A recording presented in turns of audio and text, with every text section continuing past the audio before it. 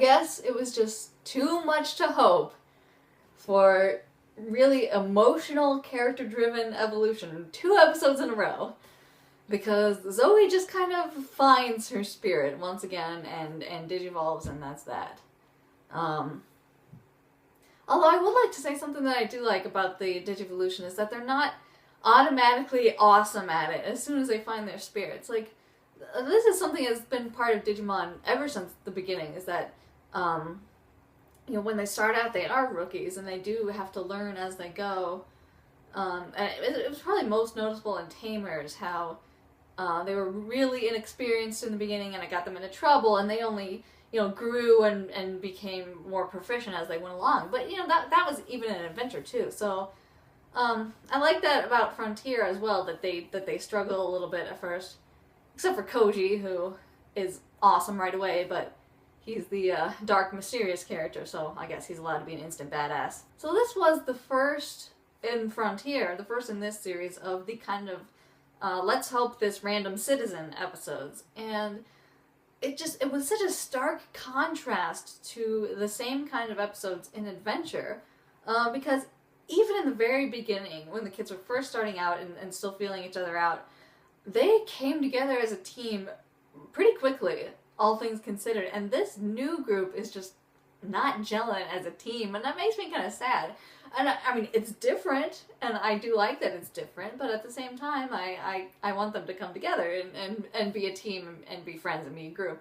So what bothered me about the battle in this episode, well, first of all, what I liked about it was there was some kind of history to it, that the Floramon and the Mushroomon knew each other and had been friends and worked together for a while, and then the Mushroomon sort of betrayed them, and the forest kind of died all around them, and it was interesting stuff. But then the Mushroomon digivolve into a Woodmon, and when Koji fights them, he actually says something along the lines of, "You've clearly been corrupted by darkness. Time to rid you of this evil curse." And when he takes the fractal code, the Woodmon disappears, but the Mushroomon are left behind. And they it's like they wake up from this spell, and they become friends with the Floramon again, and they're like, "Oh yeah, we'll totally help you out with this tourist attraction again, and we'll be friends, and we'll make our sweets for the people to come visit." And the fractal code makes the forest come back to life, but it got me to think, well, that's like 0-2 stuff, right there, freeing a good Digimon from an evil curse.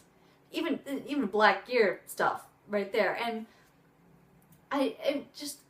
it's so different from what we've seen so far. It made me think, well, why weren't the other Digimon just under an evil curse? Why did you have to actually take their data and use it to rebuild the world? I don't want to keep harping on it, but that is a sticking point for me. I don't understand how everyone can be so nonchalant about that. Has the world just fallen apart so much that the Digimon would be willing to let other Digimon die in the interest of putting the world back together? Like, that's really harsh, and it kind of makes me wonder if this really is the light version of this show. And it's gonna bother me. It's gonna bother me unless we get a really good explanation for what's going on, and even then, I might not like it. So, yeah, that is a sticking point for me. There's not a whole lot to say about this episode. I heard Brian Donovan was the voice of one of the Mushroomon, and I got a kick out of that. And also the Floramon were voiced by Phyllis Sampler, who did Mimi in Adventure, and one thing about the Floramon that I really enjoyed, this is the 4th series of Digimon.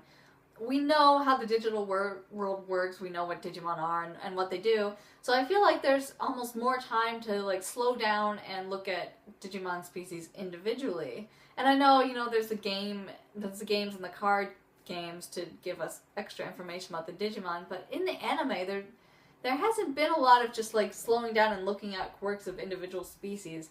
And in this episode, when Zoe and JP visit the Floramon village, they're like, "Oh, this juice is so delicious. How do you make it?" And the Floramon reveal that they make the juice by putting fruit in their skulls. and like crushing it up and then pouring it out of their noses. And JP and Zoe are both like, ugh, and you know, they're justifiably weirded out by that. But I really enjoyed that, like just that look at one of the quirks of a particular species of Digimon.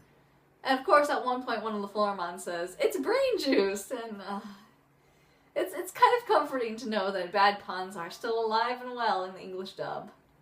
So if the title of the next episode is any indication, JP is going to find his spirit, and then all the spirits will have been found. And I know there's like, we've still got the 6th Ranger, and we still got Beast spirits to get to, but I'm like, what else is there to do? Like, I'm guessing now is going to be the time for story and character development, or at least I'm I'm really hoping now is the time for that, because I'm ready for it. I am so ready for the exposition and the character development. But until then, thank you once again for watching, and I'll see you in the next one. Take care.